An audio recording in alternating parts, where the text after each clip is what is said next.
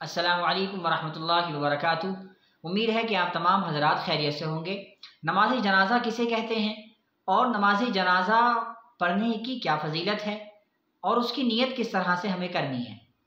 तो सबसे पहले आप ये समझ लें कि नमाज जनाज़ा मैयत के मग़फ़िरत के वास्ते जो नमाज़ पढ़ी जाती है उसको कहते हैं। यानी जो हम नमाज़ पढ़ते हैं कि मैयत को सवाब पहुँचे, मैयत की मग़फ़िरत हो जाए, उसको नमाज जनाज़ा कहते हैं।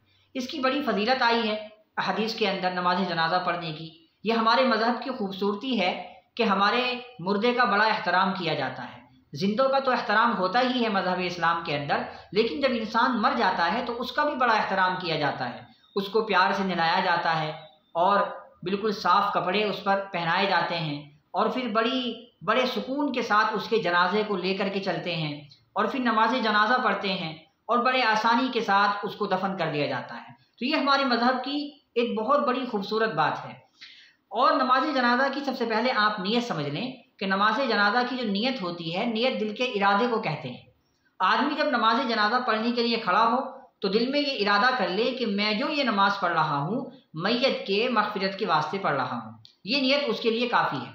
लेकिन अगर वो ज़बान से कहना चाहता है तो ज़बान से कह ले कि नीयत कर रहा हूँ मैं नमाज जनाज़ा की, 4 तकबीरों के साथ, पीछे इस इमाम के रुख मेरा काबे शरीफ की तरफ, अल्लाहु अकबर, इस तरह भी कह सकता है। लेकिन अगर दिल में सिर्फ इरादा कर ले तो उसका ये भी चल जाएगा। अब सबसे पहले आपको ये समझ लें कि नमाज जनाज़ा में 4 तकबीरें फ़र्ज होती हैं। अगर किसी को नमाज जनाज़ा की कुछ भी चीज़ याद नहीं है, जो चीज़ें पढ़ी जाती हैं, देखने में ये आता है कि जब नमाज जनाज़ा शुरू होती है तो बहुत सारे लोग साइड से खड़े हो जाते हैं। उनसे पूछा जाता है कि भाई तुम नमाज क्यों नहीं पढ़ रहे?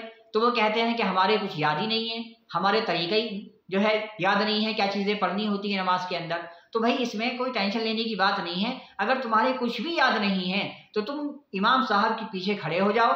जिस तरह इमाम साहब तकबीर कह रहे हैं तुम भी तकबीर कहते रहो, चारों तकबीर कह दो और दाएं और बाएं तरफ सलाम फेर दो। कुछ नहीं पढ़ा तब भी आपकी नमाज जनाज़ा हो जाएगी। लेकिन सुन्नत तरीका जो है वो मैं आपको बताऊंगा। सुन्नत तरीका तो यही है कि सारी चीज़ें पढ़ी जाएं।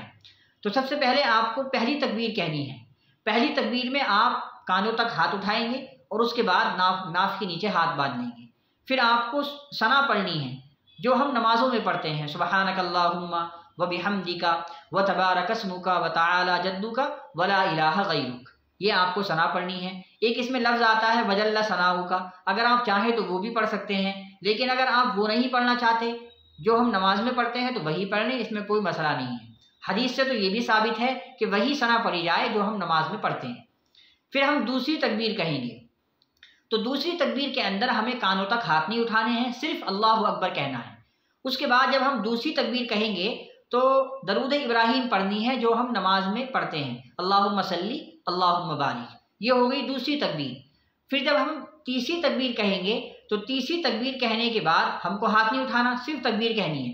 तकबीर कहने के बाद मैयत के लिए दुआ पढ़नी है, वो दुआएं जो हदीस से साबित हैं।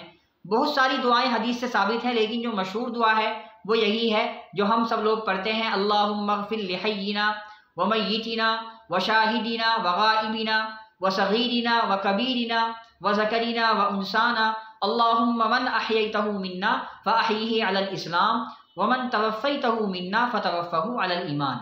ये दुआ उस वक्त पढ़ी जाएगी जबकि मरने वाला बालिग मर्द या बालिग औरत हो। लेकिन अगर मरने वाला नाबालिग बच्चा है या नाबालिग बच्ची है तो उसकी दुआ अलग है। नाबालिग बच्चा है तो उसकी दुआ अल्लाहुम्मा जअलहु लना फ़रता वजअलहु लना अजरन व ज़ुख़रा वजअलहु लना शाफ़िअन व मुशफ़्फ़ा। और अगर नाबालिग बच्ची है तो उसकी दुआ अल्लाहुम्मा जअलहा लना फ़रता वजअलहा लना अजरन व ज़ुख़रा वजअलहा लना शाफ़िअतन व मुशफ़्फ़ा। सिर्फ 2 या 3 अल्फाजों का फ़र्क है। तो ये हमें तीसरी तकबीर के बाद दुआएं पढ़नी है। लेकिन अगर किसी को ये दुआ भी याद ना हो तो जो दुआ उसके याद हो वो दुआ पढ़ ले, जैसे रब्बिग़फ़िर वरहम व अंत खैरुर राहिमीन। इस तरह की कोई दुआ अगर याद है तो ये वाली दुआ पढ़ ले। तो ये तीसरी तकबीर के बाद हमें पढ़ना है। और जब हम चौथी तकबीर कहेंगे तो भी हमें हाथ नहीं उठाना। चौथी तकबीर कहने के बाद फ़ौरन दाईं तरफ को सलाम फेरना है, अस्सलामु अलैकुम वरहमतुल्लाह।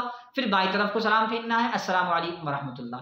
अच्छा, सलाम फेरते वक्त ये बात देखने में आती है कि बहुत सारे लोग जब दाईं तरफ को सलाम फेरते हैं तो एक हाथ को इस तरह से जो है छोड़ देते हैं, और जब बाईं तरफ को सलाम फेरते हैं तो दूसरा हाथ छोड़ते हैं। तो ये तरीका गलत है। जब आप दोनों तरफ को सलाम फेर लें, दाएं तरफ को भी और बाएं तरफ को भी, उसके बाद हमें नियत हमारी जो है छोड़नी चाहिए, अपने हाथों को नीचे छोड़ना चाहिए। तो ये है सुन्नत तरीका। उम्मीद है कि आप इस नमाज के तरीके को अच्छे से समझ गए होंगे। अगर आपको कोई भी इस तरह का सवाल है या कोई आपको सवाल पूछना है तो आप हमारे कमेंट्स में लिख सकते हैं, इंशाअल्लाह आपको जवाब दिया जाएगा। वीडियो को लाइक करें और इस तरह की वीडियो हासिल करने के लिए हमारे इस चैनल को सब्सक्राइब करें। अस्सलामु अलैकुम वरहमतुल्लाहि वबरकातुहू।